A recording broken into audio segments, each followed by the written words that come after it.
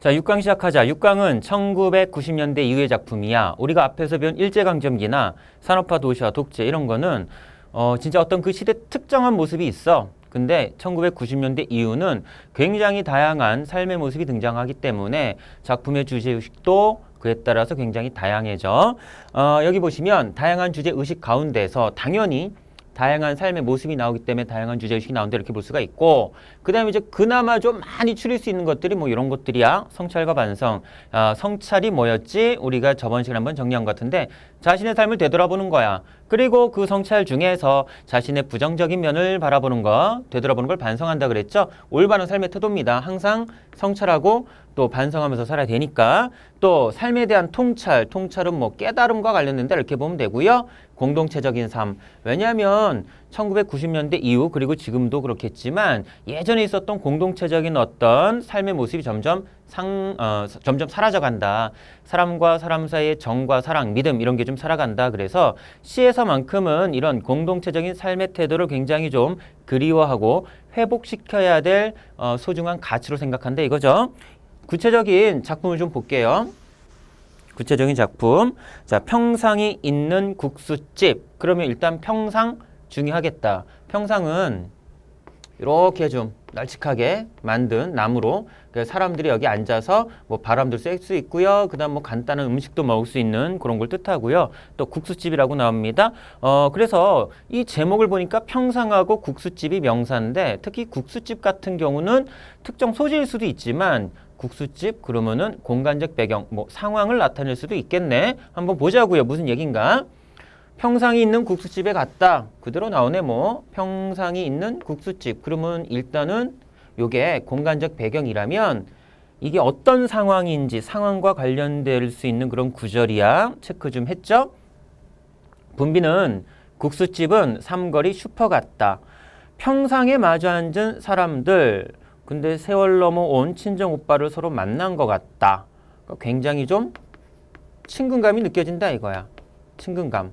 국수집에서 만난 손님들일 텐데 마치 친정 오빠 만난 것처럼 친근감이 느껴져요. 국수가 찬물에 헹궈져 건져 올려지는 동안 쯧쯧쯧쯧쯧쯧쯧. 요거 가로 한번 쳐볼게. 쯧쯧쯧쯧쯧. 근데 이게 어떤 말이냐면 손이 손을 잡는 말이야. 눈이 눈을 쓸어주는 말이야. 그러니까 이 쯧쯧쯧이 아이고 네가 그럼 그렇지 쯧쯧쯧 이렇게 부정적인 의미로 혀를 차는 것이 아니라 손이 손을 잡는 말, 눈이 눈을 쓸어주는 말 아마도 상대방의 아픔에 공감하면서 아이고 세상에 이를 어째 쯧쯧쯧 뭐 이런 말인가 보지. 여기까지 너희들이 그 내용을 이끌어내지 못했다 할지라도 일단 밑에 바로 나오잖아. 뭔지 모르지만 손이 손을 잡는 말이다. 그 다음에 눈이 눈을 쓸어주는 말이다. 뭔지 모르지만 이 말의 의미는 요거구나 정도는 정리를 하고 넘어가야 된다. 병실에서 온 사람도 있어. 식당 일을 하다가 손 놓고 온 사람도 있어. 사람들은 평상에만 마주 앉아도 마주 앉은 사람보다 먼저 더 서럽다. 그러니까 사람 하나가 이렇게 앉아있고 평상에 또 마주 앉아서 이렇게 앉아있는데 이 사람도 서러워.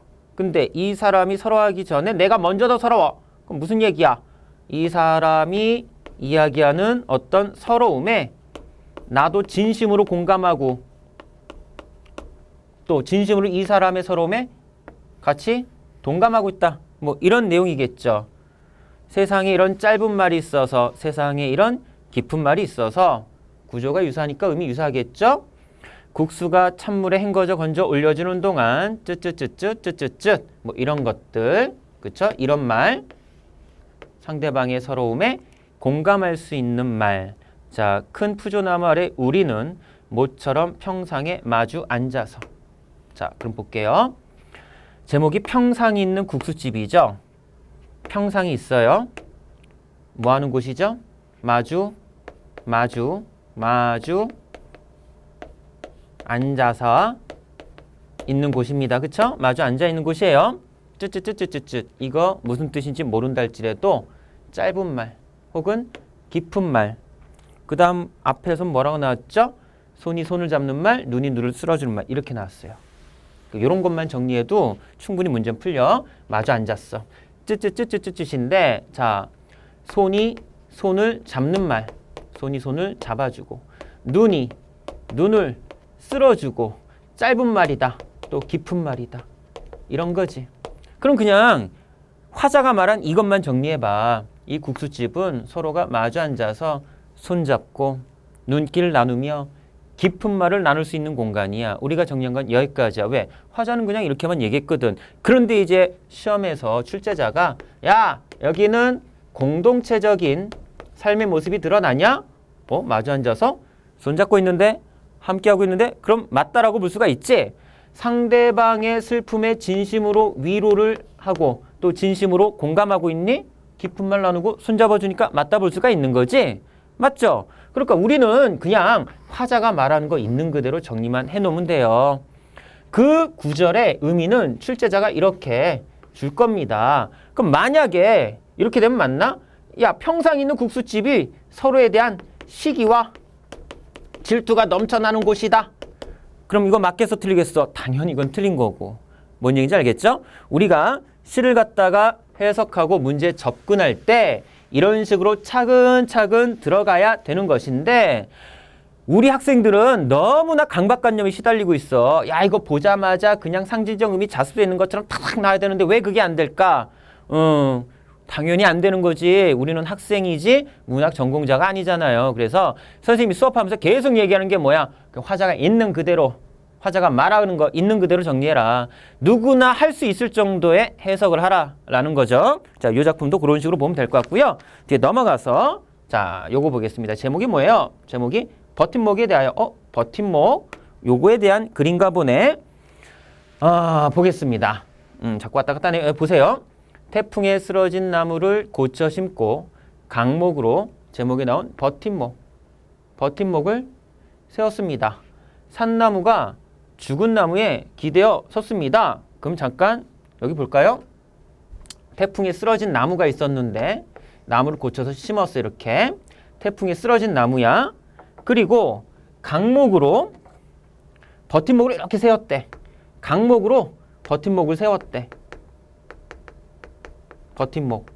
이 나무 다시 쓰러지지 말라고. 그래놓고 화자가 뭐라고 그래? 산나무가 죽은 나무에 기대어 섰대. 여기서 산나무는 얘지. 예. 그쵸? 죽은 나무는 뭐가 돼요? 버팀목이죠. 강목이니까. 그쵸? 이렇게 됐어. 그럼 무슨 얘기야? 여기서 버팀목은 어떤 의미야? 살아있는 대상을 지탱해 줄 수 있는 그런 역할을 하는 대상이 바로 버팀목이겠다. 자, 그렇듯 얼마간 죽음에 빚진 채 삶은 싹이 트고 다시 잔뿌리를 내립니다. 이때 죽음 뭡니까? 버팀목이죠? 버팀목에 빚진 채 삶은 살아있는 나무는 다시 또 싹이 트고 다시 잔뿌리 내립니다. 꽃을 피우고 꽃잎 몇 개 뿌려지기도 하지만 버팀목은 이내 사가 없어지고 사가서 없어지고 이렇게 없어지고요. 이제는 큰 바람 불어와도 버팀목이 없어도 나무는 눕지 않습니다. 이제는 사라진 거. 사라진 건 뭔데? 원래 버팀목이 있었는데 이 자리가 사라졌잖아. 얘가 지금 버팀목이 있었는데 여기가 사라졌잖아요. 요게 나무를 버티고 있다. 그러면 이 사라진 것. 뭐가 사라졌는데? 얘지. 그쵸? 내가 허위는 힘 빠진 채 맥없는 모양 뭐 이런 뜻입니다. 길 가다가 만져보면 죽은 아버지가 버팀목으로 만져지고 죽은 아버지가 버팀목이 되어 나를 말 그대로 지탱해주고 계시고 사라진 이웃들도 내 눈에 보이지 않지만 내가 생명력을 갖고 잘 살아갈 수 있게 알게 모르게 나를 도와주었다 라는 얘기겠죠. 자, 나도 이제 언젠가 누군가의 버팀목이 되기 위하여 나는 싹 틔우고 꽃 피우며 살아가는지도 모릅니다. 나 살아가요. 근데 영원히 살아갑니까? 언젠가 죽습니까? 언젠가 자기도 죽겠죠. 죽어서 나도 다른 이에게 어떤 존재가 될 거다. 버팀목 같은 존재가 될 거다. 이런 얘기를 하고 있는 작품입니다. 그 다음에 이제 세 번째 작품 볼까요? 세 번째 작품 제목이 속리산에서. 야, 속리산 하면 산의 이름이고 얘가 중심 소재일 수도 있지만 공간적 배경을 나타낸다면 어떤 화자가 처한 상황일 수도 있겠다. 그죠? 본문 가볼게. 가팔은 비탈만이 순결한 싸움터라고 여겨온 나에게. 자, 가파른 비탈 있고요. 싸움터인데 이 싸움터가 뭐하다? 순결한 거야. 그럼 출제자가 만약에 이 싸움터를 경쟁, 치열한 경쟁 이렇게 문제화해서 낸다면 연결시킬 수 있겠죠? 가파른 비탈, 즉 이 경쟁만이 순결한 것이다 라고 생각해온 나에게 속리사는 가파른 길이야? 아니면 순하디 순한 길이야? 순하디 순한 길을 열어 보여준 거야. 자, 가파른 비탈이 아닌 거죠? 그러면은 순하디 순한 길은 뭐가 될까요?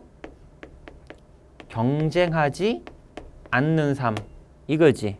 그러니까 나는 여태까지 경쟁 속에서 살아왔어. 그런 삶이 순결한 삶이라 생각을 했던 거야. 근데 어느 날 속리산을 걸어보니까 이 속리산은 경사가 가파르지가 않거든. 굉장히 순한 길을 이렇게 나에게 보여주면서 야, 인생이란 것이, 삶이란 것이 경쟁의 연속만은 아니야. 이런 삶의 길도 있는 거야. 자, 산다는 일은 더 높이 오르는 게 아니라 더 높이 올라가는 거. 가파른 비탈길, 경쟁을 통해서 더 높이 올라가는 게 아니라 그냥 더 깊이 들어가는 거다. 더 깊이 들어가는 것이라는 듯 평평한 길은, 이 순한 길은 가도 가도 제자리 같았다. 아직 높이에 대한 선망을 가진 나에게 높이는 가파른 비탈이고 경쟁이겠죠. 뭐 경쟁을 통한 성취 뭐 이런 거 될 겁니다. 자, 거기에 대한 선망을 가진 나에게 세속을 벗어나도 세속의 습관은 남아있는 나에게 산은 어깨를 낮추며 이렇게 속삭였다. 산을 오르고 있지만 내가 넘는 건 정작 산이 아니라 산속에 갇힌 시간일 거라고. 오히려 산 아래서 밥을 끓여 먹고 살던 그 하루하루가 더 가파른 고비였을 거라고. 자, 속리산은 단숨에 오를 수도 있는 높이를 길게 길게 늘려서 가파르지 않게 내 앞에 펼쳐주었다 합니다. 자, 그럼 보세요. 화자가 속리산에 갔어요. 따로 정리해 볼까요? 화자가 속리산에 갔어요. 속리산에 갔습니다. 근데 속리산에 가기 전에 화자는 어떻게 살았냐면 가파른 비탈길을 오르고 또 높이 올라가는 것에 대한 선망을 갖고 살았어. 치열한 경쟁, 그리고 그 경쟁을 통해서 높은 곳에 올라갈 수 있다라는 어떤 성취감 이런 걸 갖고 살았는데 속리산에 와보니까 가파른 비탈길이 아니라 완만한 경사의 길이 끝없이 펼쳐져. 그러면서 마치 속리산이 나에게 말하는 것 같아. 야, 삶이란 것은 그렇게 경쟁을 통해서 성취감만 얻는다고 다가 아니야. 높이 올라갈 생각하지 말고 뭔가에 깊게 들어갈 생각을 해라. 그것이 진정한 삶일 거다라고 속리산이 얘기해 줬대. 근데 진짜 속리산이 얘기해 준 거야? 아니면 속리산에서 깨달은 거야? 깨달은 거지. 뭐에 대해서? 인생이란 뭐냐? 삶이란 뭐냐? 그쵸? 그래서 이 속리산은요, 바로 삶에 대한 어떤 깨달음이라든가 삶에 대한 어떤 통찰, 이런 거를 느끼는 공간이었구나. 됐죠? 다음 작품 넘어갈게요. 다음 작품 넘어갑니다. 아이고, 이거 제목이 뭐예요? 제목이 강강술래네요. 강강술래면요, 달이 떠 있는 밤에 서로 손잡고 이렇게 춤추면서 도는 거잖아요. 무슨 얘기하나 보세요. 추석날 천리길 고향에 내려가 너무 늙어 앞도 잘 보지 못하는 할머니의 손톱과 발톱을 깎아드린다. 어느덧 산국화 냄새 나는 팔순 할머니 늙으셨어요. 그런데 이 할머니 어떻게 사셨냐? 80평생 행여 푸려치가 작은 풀벌레 중에 하나예요. 푸려치 하나 밟을세라 안절부절 허리 굽혀 살아오신 할머니. 그럼 할머니는 자기가 이 작은 생명, 푸려치와도 같은 작은 생명 혹시 잘못 밟아서 죽일까봐 노심초사하면서 살아오셨다. 그럼 할머니는 어떤 삶을 상징한다? 작은 생명까지도 소중하게 생각했던 그런 삶, 그걸 의미한다 이거지?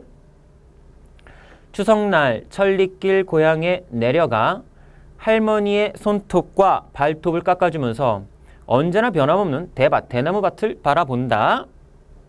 돌아가신 할아버님이 그렇게 소중히 가꾸신 대밭, 소중히 가꾸신 대나무밭. 대밭이 죽으면 지방과 나라가 망한다고 가는 해마다 걸음 주고 오는 해마다 걸음 주며 죽순 하나 뽑지 못하게 하시던 할아버님. 그럼 할아버님은 야, 죽순 하나 못 뽑게. 할머니처럼 똑같이 작은 생명에 대한 애정, 작은 생명까지도 소중하게 생각하는 가치관을 갖고 있었으면서도 대밭 죽으면 집안 나라 망해. 한평생 집안과 나라. 그러니까 개인이 아니라 우리 공동체를 걱정하셨던 그런 가치관을 갖고 살아오셨던 분이 바로 할아버님이네. 자, 그 할아버님의 흰 옷자락을 그리워하며 또 나왔잖아. 그리워한다. 그림의 대상 할아버지. 긍정적 이렇게 볼 수 있죠. 그럼 옆에도 한번 정리해 볼까요? 할아버님 나왔고요. 할아버님. 그 다음에 앞에 이제 또 뭐 할머니도 앉는데 할머니. 좀 그리워하는 거 보니까 둘 다 긍정적이야. 응? 둘 다 긍정적. 그럼 실질적으로 이 작품의 화자는 할아버지와 할머니, 뭐 특히 뭐 돌아가신 할아버지 그리워한다 뭐 이렇게 볼 수도 있지만 할아버님과 할머니가 어떤 가치관을 갖고 살아오셨는가, 이분들의 가치관, 그걸 좀 긍정적으로 보고 그 가치관을 그리워하고 있다. 이렇게 봐도 되겠죠. 그러면 작은 생명까지도, 풀려치 같은 작은 생명까지도 굉장히 소중하게 생각하는 가치관, 또 개인보다는 지방과 나라 걱정, 말 바꾸면 공동체를 위하는 마음, 공동체를 위하는 마음, 공동체를 위하는 마음, 이런 것을 화자가 그리워하고 지향하고 있다. 이렇게 봐야 올바른 해석이 될 것 같아. 자, 그 시절 도깨비들이 춤추던 대밭을 바라본다. 너무 늙어 앞도 잘 보지 못하는 할머니의 손톱과 발톱을 깎아주면서 그 다음 여기 잘 봐라. 강강술래 나는 논이 되고 싶었다. 강강술래 나는 밭이 되고 싶었다. 그럼 봐봐요. 많이 나왔던 구조야. 되고 싶었대. 되고 싶었대. 되고 싶은 거니까 일단 동그라미. 되고 싶었대. 일단 동그라미. 그래서 서술어의 의미를 갖다 붙이면 논과 밭은 화자가 되고 싶은 거니까 의미 같을 거고 되고 싶은 거니까 긍정적이지. 그러면 선생님 논과 밭 이거 의미 어떻게 봐야 돼요? 일단 크게 보자고 그랬잖아. 큰 틀에서 쟤는 긍정적이야. 그러니까 큰 틀에서 긍정적이니까 뭔지 모르지만 아마 긍정적이었던 할아버지 할머니와 유사한 의미가 아닐까. 그렇죠? 이렇게. 그럼 결국 이것도 요거랑 관련시킬 수 있는 거지. 그러면 나는 뭐가 되고 싶었다?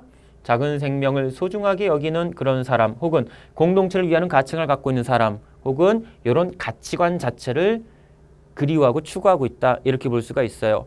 분명한 건 큰 틀에서 봤을 때 화자가 긍정적으로 여기는 것들은 이런 것들이다. 긍정적으로 여기는 것들은 이런 것들이다. 됐죠? 시험에서 출제자가 어떤 문제를 냈는데 이런 것과 연결시킬 수 없는 해석이 나왔다면 그건 일단 적절하지 않은 해석이 될 거다. 됐죠? 그렇게 어렵지 않아요. 넘어갑니다. 넘어가서 다음 작품 한번 볼까요? 다음 작품 제목 자체가 연탄 한 장. 봅시다. 또 다른 말도 많고 많지만 삶이란 나 아닌 그 누구에게 기꺼이 연탄 한 장 되는 것. 또 나왔는데? 되는 것. 돼야 돼. 되어야 할 것. 그러면 제목에서 나오는 연탄 한 장. 일단 화자가 긍정적으로 생각하는 뭐의 모습? 삶의 모습이네. 그죠? 긍정적으로 생각하는 삶의 모습을 연탄 한 장이라고 표현하고 있는 거야. 연탄 한 장. 자, 방구들 방바닥 선득선득 서늘해지는 날부터 이듬해 봄까지 조선 팔도 거리에서 제일 아름다운 게 이 연탄차가 부릉부릉 힘쓰며 언덕길 오르는 거래. 왜 이게 아름다울까 한번 봅시다. 왜 이걸 갖다가 아름답다고 했는가? 해야 할 일이 무엇인가를 알고 있다는 듯이 연탄은 일단 지 몸에 불이 옮겨 붙었다 하면 하염없이 뜨거워지는 것. 아, 연탄은 당연한 얘기지만 지 몸에 불을 붙여서 지가 뜨거워지는 겁니다. 자, 매일 따뜻한 밥과 따스한 밥과 국물 퍼먹으면서 난 몰랐네. 몰랐네 밑줄 치고 별표 해볼게. 잠깐 봐요. 앞 시간에 우리 정리했던 것 중에 이거 기억나는가? C에서 화자가 나 A를 알았다. 화자가 A를 알았다 하면 출제자는 조금 세련되게 이 알았다를 뭘로 바꿔서 문제 낸다고 그랬죠? 응? 뭘로 바꾼다고? 그치, 깨달음. 그래서 선생님 뭐라 했냐면 이거 나오면 그 작품은 깨달음과 관련된 작품일 경우가 많다라고 그랬잖아. 근데 여기는 알았대 몰랐대. 몰랐대. 그러면 이거 해석 어떻게 해? 선생님 알았다는 깨달음으로 해석하고 몰랐다는 뭘로 해석해야 돼? 모르겠는데 그러지 말고 뒤주면 되잖아. 이때까지는 깨닫지 못했다 이거야. 깨닫지 못했다. 깨닫지 못했다. 맨날 따뜻한 밥과 국물 퍼먹으면서 나 먹고 살만 있어. 그러면서 나는 깨닫지 못했대. 뭐를? 온몸으로 사랑하고 나면 한 덩이 재로 쓸쓸하게 남는 게 두려워서 여태껏 나는 그 누구에게 연탄 한 장도 되지 못하였네. 자, 온몸으로 뜨겁게 사랑합니다. 나중에는 한 덩이 재로 남을 거예요. 이게 뭔데요? 연탄이잖아요. 연탄. 다른 대상을 위해 자기 몸을 뜨겁게 불태워요. 그것을 다른 대상을 사랑한다 라고 표현하고 자기 몸을 불태우고 나면 재로 쓸쓸하게 남는 게 바로 연탄입니다. 그쵸? 좀 더 명확한 내용 나오나 한번 더 가볼까요? 생각하면 삶이란 나를 산산이 으깨는 일. 자, 아까 전에 삶이란 뭐라고 그랬어? 연탄 한 장 되는 거라 그랬지? 근데 여기는 삶이란 뭐래? 나를 산산이 으깨는 일이래. 그럼 써볼게. 삶이란 나를 산산이 으깨는 일. 이게 뭐와 같은 삶의 모습이야? 연탄 한 장과 같은 삶의 모습이고 연탄 한 장은 어떤 삶의 모습이야? 뜨겁게 사랑해. 뜨겁게 사랑해. 뜨겁게 사랑해. 그리고 나중에는 잿더미로 남아. 잿더미로 남을지언정 뜨겁게 사랑하는 거지. 그쵸? 그게 나를 산산이 으깨는 일이다. 나를 산산이 으깨는 일이란 타인을 위해 뜨겁게 사랑하는 것이다. 뭐 이렇게 연결됐을 것 같아. 눈 내려 세상에 미끄러운 얼음 이른 아침에 나 아닌 그 누가 마음 놓고 걸어갈 그 길을 만들 줄도 몰랐었네. 이 연탄이요. 나중에 다 타고 나서 재가 되면 이 연탄을 눈길에다 부셔요. 부셔서 뿌리죠. 왜? 눈길에서 미끄러지지 말라고. 그러니까 연탄은 어떤 존재냐면 자기가 살아있을 때는 자기 몸을 불태워서 열을 발산해요. 다른 대상을 뜨겁게 사랑합니다. 잿더미가 돼서는 어떻게 되는 거죠? 잿더미가 되어서도 미끄러운 길 마음 놓고 걸어가세요. 자기 몸을 산산이 으깨서 그 눈길을 걸어가는 다른 사람들이 미끄러 넘어지지 않도록 도와주는 것이 잿더미가 되어서까지. 따라서 연탄 한 장과 같이 사는 것은 결국 타인을 위해 자신을 뭐하는 희생하는 희생적인 삶의 모습이구나. 타인을 뜨겁게 사랑하고 그리고 그런 사랑을 바탕으로 자신을 희생하는 것. 됐죠? 자, 그 다음에 뒤로 넘어가서 6번째 작품 넘어갑니다. 6번째 작품. 자, 제목은 뭐 자화상이래요. 자기 모습이라는 뜻인데 보자. 전신이 검은 까마귀, 온몸이 검은 까마귀. 까마귀는 까치와 다르다. 그럼 옆에다가 혹은 빈 공간에 정리 좀 해볼게. 까마귀. 검은 까마귀야. 수식어가 검은이야. 뭐 당연한 거겠지만 까마귀 검은색이죠. 검은 까마귀.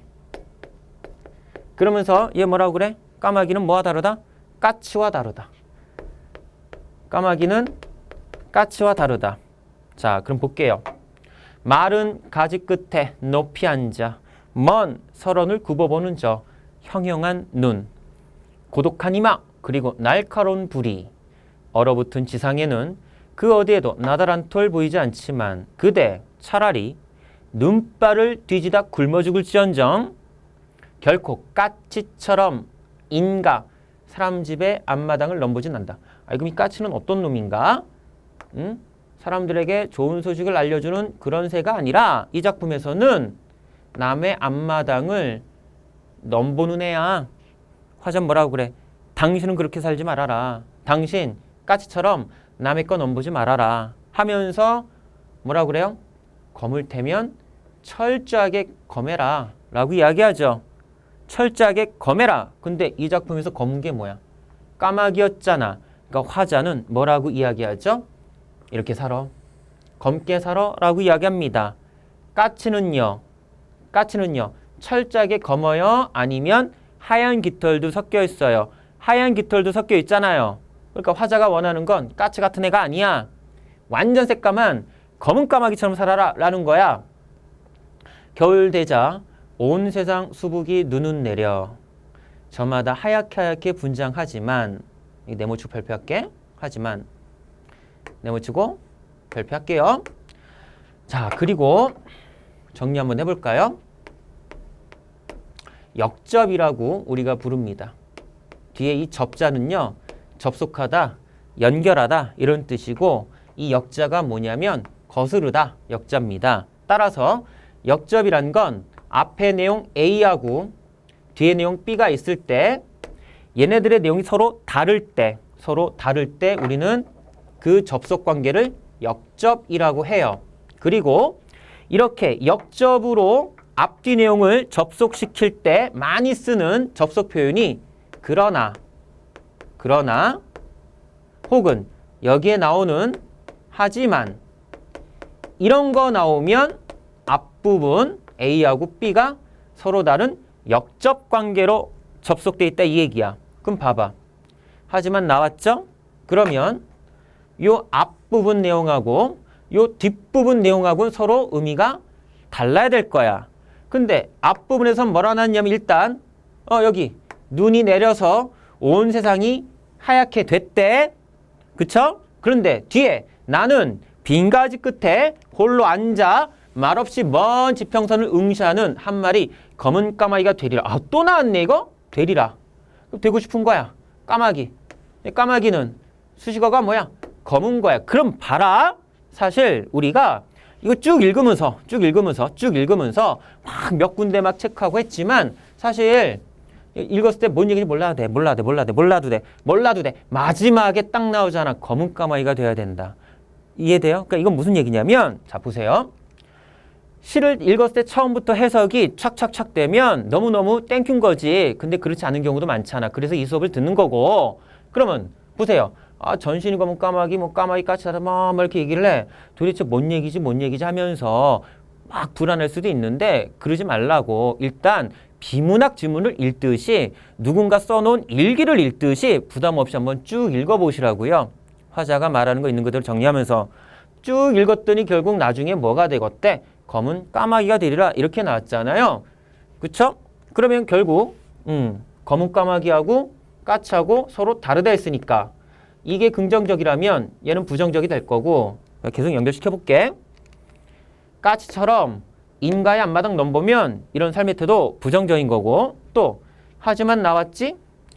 하얗게 그리고 뒤에 있는 검은 이거는 서로 역접이니까 반대되는 의미가 돼야 되지. 화자가 원하는 건 뭔데? 검은 까마귀니까 하얗게는 부정적 이렇게 봐야 되겠지. 시험 문제에서 눈, 하얀색의 이미지 이거 가식과 거짓과 위선이다. 이런 식으로 해놓으면 그 해석 적절할 수 있다라는 거야. 왜? 크게 봤을 때 부정적이니까. 맞죠? 그래서 이 작품도 마찬가지. 뭐 90년대 이후에 여러 가지 삶의 모습과 또 긍정적으로 여기는 가치관 뭐 이런 거를 표현한 작품인데 어찌됐든 수식어 그 다음에 서술어 누구나 할 수 있는 해석 그거 먼저 하자고 했죠. 마찬가지 여기도 이제 적용이 되는 케이스였습니다. 우리가 벌써 이제 6강이 끝났어요. 그러면 총 10개 강좌 중에 벌써 절반이 넘어갔고요. 지금까지는 조금 이제 시대별로 나누거나 뭐 이런 식으로 이제 해석을 했다면 7강부터는 어떤 표현법 위주로 좀 가도록 하겠습니다. 네, 고생 많았습니다.